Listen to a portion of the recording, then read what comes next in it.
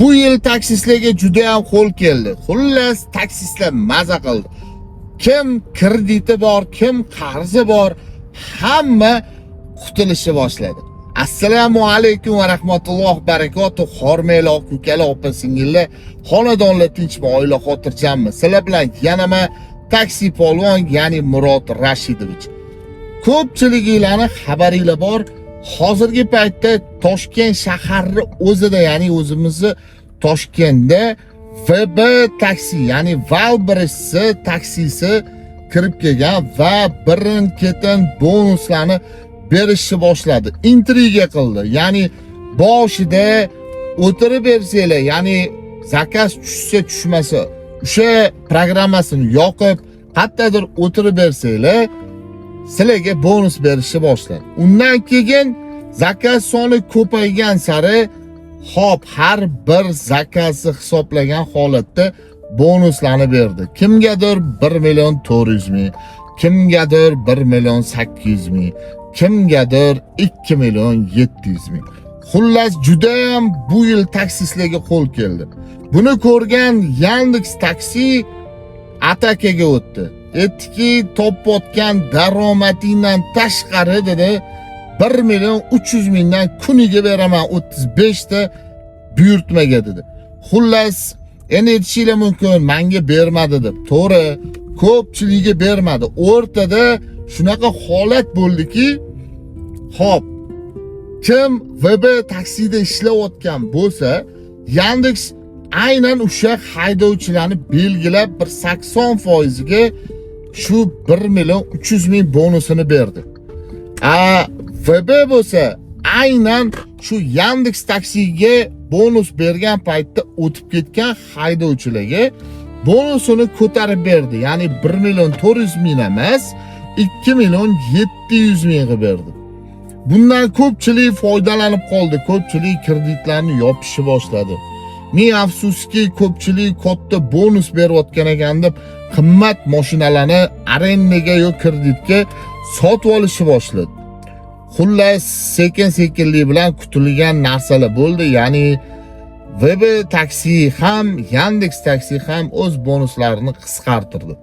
Mana hozirgi paytda aynan 1.300.000 bergan haydovchilarga Yandex yana 700.000 dan kuniga bonus berdi. Bu qancha vaqt davom etadi, Xudo biladi.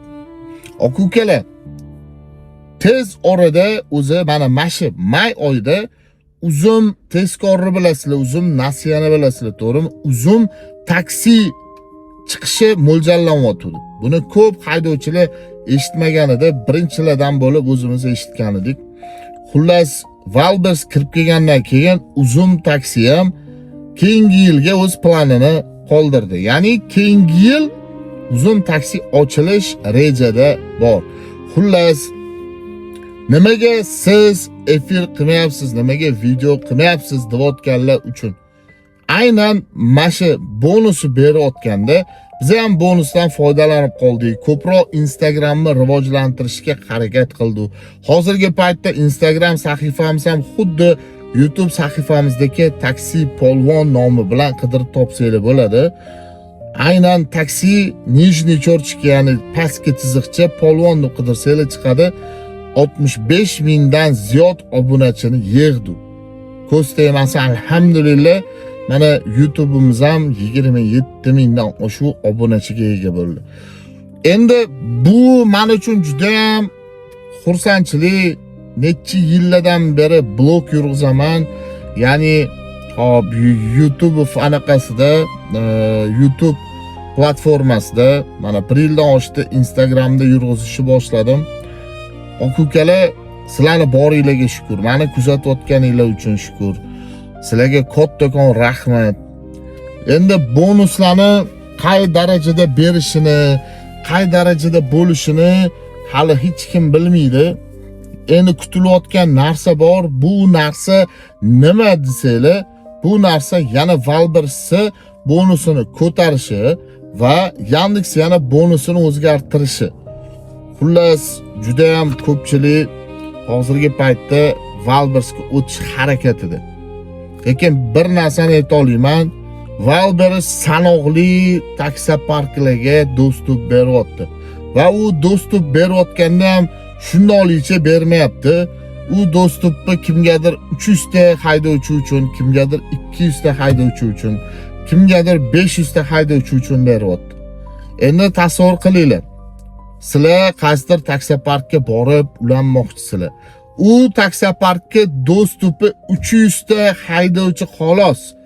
Lekin degan joy bor, aynan shu taksoparklar ham sizlarga bizada 300 ta dostup demayapti. 300 ta dostupi, ya'ni ishlayotgan haydovchilari soni to'lib bo'lgandan keyin sizlarni ham hujjatinglarni qabul qilib, zapros tashab qo'yapti xolos. Shunda sizlarni hujjatinglar muzlab qo'yapti. Shuning uchun ham sizlar Wildberriesga o'tib ishlamayapsizlar. Ya'ni VB taksiga. Iloji boricha harakat qilinglarki, yangi ochilgan VB taksoparkini topishga, yangi ochilgan VB taksoparkiga ulanishga. Xudo xolasa YouTube formatida, ya'ni YouTube platformasida videolarni davom ettiraman. Nima qanaqa bo'layotganini olib chiqsam bilaman, video bang qiladi, rekomendatsiya chiqadi, hammanglar ko'rasizlar, tushunchaga ega bo'lasizlar. Lekin shunaqa shart-sharoitki, o'zimda ham ishlamasam bo'lmaydi. Endi hamma narsani dasturxon qila olmayman. Bilasizlar, odamni baribir har bir odamni o'ziga yarasha muammosi, o'ziga yarasha tashvishi bor. Joninglar sog' bo'lsin. Sizlar meni kuzatib turganinglar uchun, sizlar meni qo'llab-quvvatlayotganinglar uchun kattakon rahmat. Xudo xolasa, mashinaga nima deydi? Xo'p, monopoliya bo'lmasdan raqobat kuchli bo'lsa, xudo xolasa, taksistlarni kosasi oqaradi. Joninglar sog' bo'lsin. Sizlar bilan taksi polvon bo'ldi.